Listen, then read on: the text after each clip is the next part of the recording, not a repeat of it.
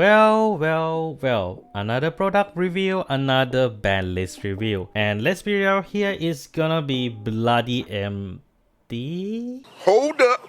Wait a minute.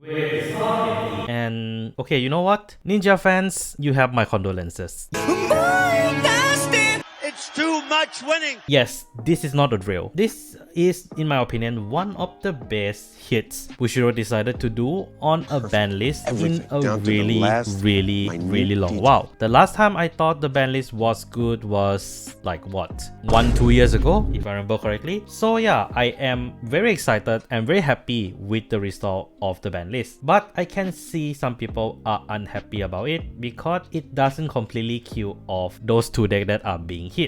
But I feel it is 100% fine, and I will be explaining how much the ban list affect the decks and why I don't think hitting the deck hard is the right way to go, at least in the context of this ban list. So for those who are not caught up to date, the brand new ban list, at least for the Japan one, hits two particular cards, Isaza and Furai, to one copy. So yes, two of the most dominant ninja decks in the format right now get a very deserved hit. And I'm gonna start off with the Shiranui one first because it's a little bit more easier to talk about. Who cares? So for Shiranui, obviously is Furai. So if you don't know what Furai does, you are not a Vanguard player, get the hell off here. That escalated quickly. But for those who's willing to stay over, it is very safe to say Furai, in my honest opinion, is easily one of the most unfair restander we have seen in a really long while. It can restand itself at more or less the same cost as Espelaridia. It gains more power based on how many times you dominate your opponent during that turn, and the most important part of all, it is GB1. It is way too cheap for a restander, and do note it doesn't have a once per turn clause. This means that if you get Dragon Empire over trigger from this, Furai can restand again at the cost of Soul Blast. Genuinely disgusting. Some people might say, wait, Shiranui doesn't really have a lot of soul charge, so that does balance it out, right? The answer to that question is no. Of course! If Furai does restand multiple times but does not gain power, I would say yes. But the fact that Furai get additional power on top of crest and triggers is just way too insane. Like, if you ask me what is the most powerful rearguard retrain support, Furai would be at the top of that list. Of course! Now that Furai is at 1, what will happen to Shiranui? Well, if you worry about restanding, then I would say it wouldn't be that different. Nani? Because Shiranui does still have a restand unit that more or less costs the same, namely Sekie and Espelaridia. The main difference between those two cards and Furai is just the numbers.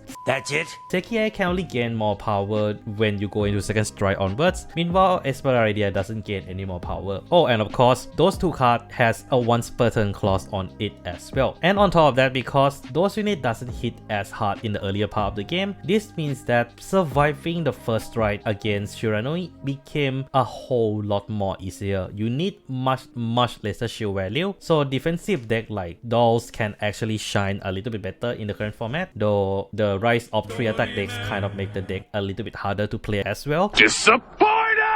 And I think that is where they're trying to go for. Slow down Shiranui further, but still give them enough reward if they manage to stay alive until very later part of the game, and I do think it's a lot easier for them to do so now, thanks to Sekie's additional ability where he don't just restand, he draws, which allow Shiranui to have a much better hand size, and in extension does help you to draw into that one copy of Furai a little bit more easier, on top of the fact that you will have just enough card to protect yourself and go into the second strike where Sekie is at full power. Not bad. So overall, I would say it hits the Shiranui early game, but it doesn't hit so hard that Shiranui became unplayable. It definitely will no longer be the best deck in the format, at least in my opinion for now, because by the time I record this, we haven't experienced post ban list format yet, but it is clear that it won't be the powerhouse that it used to be.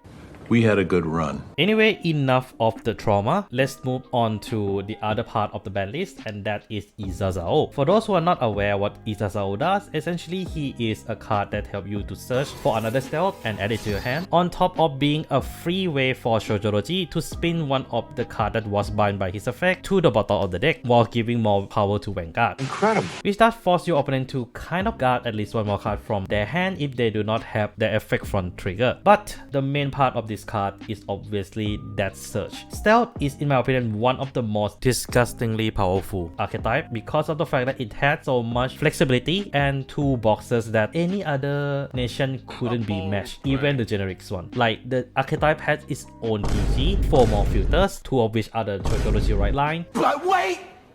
There's more! The archetype even have some very strong but flexible toolbox choices like Raidon Kunai, the brand new PR, and of course Tsukuyodachi and Kinran. It's too much winning! And on top of all that, this can be triggers very consistently. And I think that is where they are going for. They're trying to hit one of the many consistency pieces that the Stealth has as an archetype, and they decided to hit the most beneficial one. You see, all the other 4 filter, even though it does compress the deck, it doesn't really increase your hand size, but rather your soul size or your board, which means that it doesn't really have as much flexibility as compared to just simply adding a card to hand. Understandable. Have a nice day. So you can clearly see Bushiroad is trying to hit consistency in Shoujoroji, and I think it hit hard enough because not being able to add card to hand means a lot. As we can see with another deck that does have similar situation in the past but now has been fixed properly, Kyoga. Say what?